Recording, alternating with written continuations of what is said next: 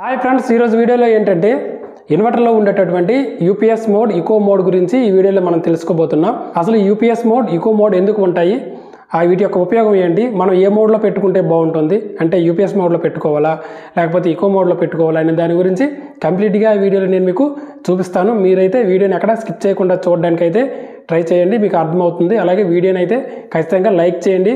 మీరు లైక్ చేయడం ద్వారా నాకు కొంత మోటివేషన్ అయితే ఇచ్చినట్లు ఉంటుంది. ముందుగా ఇన్వర్టర్ ఇకో మోడ్లో ఏ విధంగా పనిచేస్తుంది ఏంటి అనే దాని గురించి మనం చూద్దాం. అంటే ఇకో మోడ్లో ఏ విధంగా పనిచేస్తుంది, యూపీఎస్ మోడ్లో ఏ విధంగా పనిచేస్తుంది, ఆ విషయం మనకు తెలిస్తేనే కదా మనం ఏ మోడ్లో పెట్టుకోవాలనేది అర్థమవుతుంది. అందుకోసమే నేను ఈ డయాగ్రామ్ వేసి మీకు క్లారిటీగా అర్థమయ్యేటట్లు చెప్పడానికి నా వంతు నేను ప్రయత్నం అయితే చేస్తున్నాను. ఓకే, ఫస్ట్ మనం ఇకో మోడ్ గురించి తెలుసుకుందాం. ఇకో మోడ్లో ఏ విధంగా వర్క్ అవుతుంది అనే దాని గురించి. ఇక్కడ చూడండి, ఇకో మోడ్లో అయితే ఇది చార్జర్, ఇది బ్యాటరీ, ఇది ఇన్వర్టర్.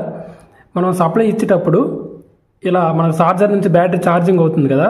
ఛార్జింగ్ అయిన తర్వాత ఇప్పుడు ఇకో మోడ్లో ఉండేటప్పుడు ఇప్పుడు పవర్ ఉందనుకోండి, ఉందనేటప్పుడు ఇప్పుడు బ్యాటరీ అయితే డైరెక్ట్గా ఇలా ఛార్జింగ్ అవుతుంది. ఇక్కడ చూడండి, ఓపెన్ పెట్టి ఉంది. అంటే ఇన్వర్టర్కి సప్లై అనేది ఉండదు, డైరెక్ట్గా చార్జర్ ద్వారా బ్యాటరీ అనేది ఛార్జింగ్ అవుతుంది. అంటే ఇన్వర్టర్, ఛార్జర్ ఒకే దాంట్లో ఉంటాయి. కాకపోతే మీకు అర్థం అవ్వాలని చెప్పేసి నేను ఇలాగ విడిగా చూపిస్తున్నాను, మీరు అది అర్థం చేసుకోండి. ఓకే, మీకు ఇప్పుడు అర్థమైంది అనుకుంటాను. మనకు డైరెక్ట్గా సప్లై వచ్చేటప్పుడు బ్యాటరీ అనేది ఛార్జింగ్ అవుతుంది. అలాగే డైరెక్ట్గా మనకి పవర్ అనేది ఈ యొక్క సాకెట్కి అయితే వెళ్ళిపోతుంది. మన ఇంట్లో అన్ని పనిచేస్తాయి. ఒకవేళ పవర్ పోయిందనుకోండి, అలా పవర్ పోయినప్పుడు ఈ యొక్క స్విచ్చింగ్ అనేది ఎట్ ఏ టైం అంటే ఫ్రాక్షన్ ఆఫ్ సెకండ్స్లో ఇది అలా క్లోజ్ అయిపోతుంది. చూడండి, బ్యాటరీ నుంచి ఇన్వర్టర్ నుంచి వచ్చి మనకి ఏసీ అవుట్పుట్ అయితే వస్తుంది. బ్యాటరీ 12 వోల్ట్ బ్యాటరీ ఉంటుంది కదా, ఈ బ్యాటరీని అయితే మళ్ళీ 240 వాట్గా ఇది ఏసీ వోల్టేజ్గా కన్వర్ట్ చేస్తుంది ఇన్వర్టర్ పని అది. చూడండి, పవర్ ఉండేటప్పుడు అయితే డైరెక్ట్గా వచ్చేస్తుంది. అందుకే దీనికి ఆఫ్లైన్ మోడ్ కూడా అని అనుకోవచ్చు. ఇకో మోడ్ని డైరెక్ట్గా వెళ్ళిపోతుంది, ఛార్జింగ్ కూడా అవుతుంది. అదే యూపీఎస్ మోడ్లో అనుకోండి, యూపీఎస్ మోడ్ వచ్చేటప్పుడు మరి ఈ యొక్క డైరెక్ట్గా ఉండే ఈ సప్లై అనేది మరి ఉండదు.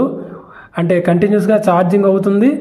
అలాగే సప్లై అనేది ఈ బ్యాటరీ పైన, ఇన్వర్టర్ పైన నుంచి సాకెట్కి అయితే వెళ్తుంది. ఇలా ఈ ఆప్షన్ అయితే ఉండదు, డైరెక్ట్గా ఇవి క్లోజ్ అయితే ఉంటాయి మనం ఆ మోడ్లో పెట్టుకునేటప్పుడు. ఓకే, ఈ విధంగా ఈ యొక్క యూపీఎస్ మోడ్ అలాగే ఈ యొక్క ఇకో మోడ్ రెండు కూడాను ఈ విధంగా ఉంటాయి. ఓకే, ఇప్పుడు వీటి యొక్క డిసడ్వాంటేజ్, అడ్వాంటేజ్ మనం తెలుసుకుంటే, ఇప్పుడు ఇకో మోడ్లో ఉండేటప్పుడు అయితే మనకి స్విచ్చింగ్ డిలే అయితే ఉండదు. అంటే ఇప్పుడు కరెంట్ లేనప్పుడు ఈ యొక్క ఇన్వర్టర్ పైన మనకి సప్లై వస్తుంది కదా, అదే కరెంట్ ఉన్నప్పుడు మనకి కరెంట్ మీద వెళ్తుంది. అంటే ఈ స్విచ్చింగ్ అనేది ఇలా ఉంటుందని మీకు ఇక్కడ ఇలా ఓపెన్ అయ్యి ఇది ఛార్జింగ్ అవుతుంది. ఇలా డైరెక్ట్గా వచ్చి సప్లై అనేది మనకు వచ్చేస్తుంది. ఎప్పుడైతే పవర్ పోతుందో అటువంటి సందర్భంలో ఈ స్విచ్చింగ్ అయితే ఇలా కిందకు అవుతుంది కదా. ఈ డిలేలో ఏవైతే అంటే సెన్సిటివ్ డివైసెస్ ఉంటాయి కదా, అంటే కంప్యూటర్, మెడికల్ డివైసెస్ ఏవైతే ఉంటాయో అక్కడైతే కొంత డేటా లాస్ అయితే జరుగుతుంది. అంటే ఆ కొంచెం డిలేలో వాటి యొక్క డేటా అయితే లాస్ అయిపోతుంది. అంటే సప్లై వచ్చి పోతున్నట్టు మనకి అనిపిస్తుంది కదా, ఆ టైంలో కొంత డేటా అయితే లాస్ అవుతుంది. అందుకు ఇప్పుడు యూపీఎస్ మోడ్లో పెట్టుకుంటారు, ఇకో మోడ్లో అయితే పెట్టుకోకూడదు. అటువంటి డివైసెస్ అయితే ఎవరైతే వాడతారో, కంప్యూటర్స్ కానీ, మెడికల్ డివైసెస్ కానీ, సెన్సిటివ్ డివైసెస్ ఏవైనా సరే వాళ్ళు యూపీఎస్ మోడ్లో పెట్టుకోవాలి. అయితే ఇకో మోడ్లో ఎవరు పెట్టుకోవాలని అంటే, ఇప్పుడు మనం ఫ్యాన్స్, లైట్స్ ఇవన్నీ ఉన్నాయి కదా, నాన్ సెన్సిటివ్ డివైసెస్ ఏవైతే ఉన్నాయో వాటిని మనం కనెక్ట్ చేసుకోవాలంటే మనం ఇకో మోడ్లో పెట్టుకోవాలి. ఇకో మోడ్లో పెట్టుకుంటే మనకి ఏ ప్రాబ్లం ఉండదు, ఇది ఛార్జింగ్ అయితే అవుతూ ఉంటుంది. అలాగే ఇంకొక అడ్వాంటేజ్ ఏంటంటే, ఇకో మోడ్లో ఉండేటప్పుడు ఒకవేళ బ్యాటరీ ఫుల్ ఛార్జ్ అయ్యింది అనుకోండి, అక్కడికి కట్ ఆఫ్ అయితే అయిపోతుంది, పవర్ అయితే సేవ్ అవుతుంది. అంటే మనకు బిల్ కూడా తక్కువ రావడానికి అయితే ఛాన్స్ అయితే ఉంటుంది. అదే యూపీఎస్ మోడ్లో అనుకోండి, యూపీఎస్ మోడ్లో పెట్టుకుంటే మరి ఇంకేం ఉండదు, ఇది ఛార్జింగ్ అవుతూనే ఉంటుంది, సప్లై పోతూనే ఉంటుంది. దీనివల్ల ఓవర్ ఛార్జ్ అయ్యే ఛాన్సెస్ కూడా ఉంటాయి బ్యాటరీ. అలాగే హీటింగ్ కూడా ఎక్కువ బ్యాటరీ అవుతుంది యూపీఎస్ మోడ్లో.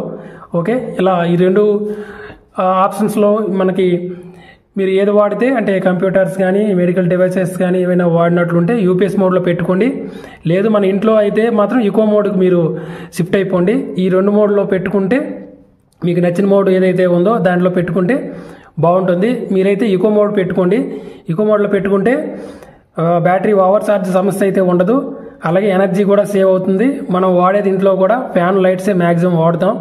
ఒక కంప్యూటర్ వాడడం వల్ల వచ్చిన నష్టమే ఉండదు. కనుక ఈకో మోడ్లో మీరైతే పెట్టుకోండి. యూపీఎస్ మోడ్ అయితే మాత్రం ఖచ్చితంగా నేను చెప్పే ఇందాక ఆ మెడికల్ డివైసెస్, సెన్సిటివ్ డివైసెస్ ఏవైతే ఉన్నాయో వాళ్ళైతే యూపీఎస్ మోడ్కి అయితే షిఫ్ట్ అయిపోండి. ఇది ఫ్రెండ్స్, ఈ విధంగా ఈ యొక్క ఈ మోడ్లు కూడా ఈ విధంగా ఉంటాయి. అలాగే ఇందులో వచ్చేటప్పటికి దీని యొక్క వోల్టేజ్ వచ్చేసి 90 వోల్ట్ 290 వోల్టేజ్ అయితే ఉంటుంది. ఇందులో యూపీఎస్ మోడ్లో వచ్చేటప్పటికి ఇందులో 180 వోల్ట్స్ నుంచి 260 వోల్టేజ్ అయితే ఈ వోల్టేజ్ రేంజ్ అయితే ఉంటుంది. ఈ విధంగా ఓకే ఫ్రెండ్స్, ఈ యొక్క డయాగ్రామ్ గురించి మీకు అర్థమైంది అనుకుంటాను. ఇప్పుడు నేను నెక్స్ట్ వీడియోలో చూపిస్తాను, అంటే యూపీఎస్ మోడ్ నుంచి ఈకో మోడ్కి ఏ విధంగా షిఫ్ట్ అవ్వాలి, అలాగే ఈకో మోడ్ నుంచి యూపీఎస్ మోడ్కి ఏ విధంగా మనం షిఫ్ట్ అవ్వాలి. మీకు కానీ ఈ వీడియో కానీ నచ్చినట్టుంటే తప్పకుండా వీడియోని లైక్ చేయండి. అలాగే మన ఛానల్ ఇంకా సబ్స్క్రైబ్ చేసుకోకపోయి ఉన్నట్టుంటే తప్పకుండా సబ్స్క్రైబ్ చేసుకోండి. మరొక మంచి వీడియోలో మళ్ళీ మనం కలుసుకుందాం. అంతవరకు సెలవు, బాయ్.